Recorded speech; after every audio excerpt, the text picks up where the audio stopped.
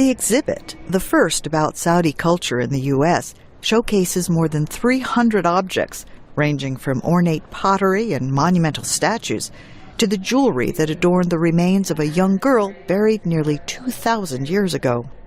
Curator Masumeh Farhod says many have never been seen in Arabia. The earliest objects go back to the Neolithic period, like the 6th, 7th millennium BC, and I think the most recent ones date to the early 20th century.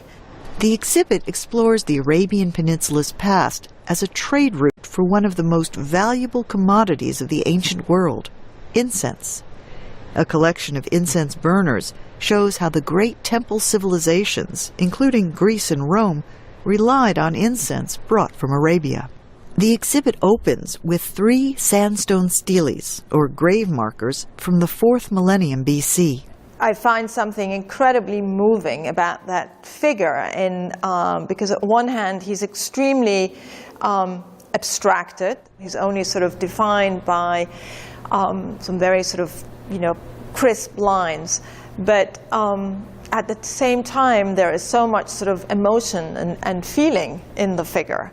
The exhibit also shows how Arabia became a destination for pilgrims after the birth of Islam in the 7th century. And one of the highlights of the exhibition is sort of this sea of tombstones from Mecca that are inscribed with the names of the deceased and a short section from the Quran.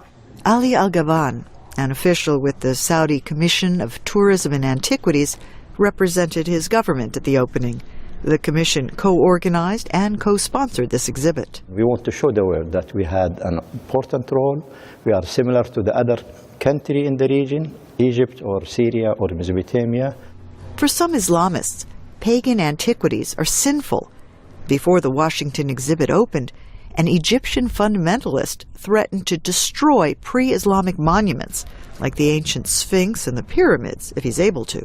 Al-Gaban says that is unacceptable. It's a stupidity, I think. The first Muslims did not do the same. I think we need to understand deeply our religion, and I can guarantee you there is no contradiction between protecting the human heritage and the Islam.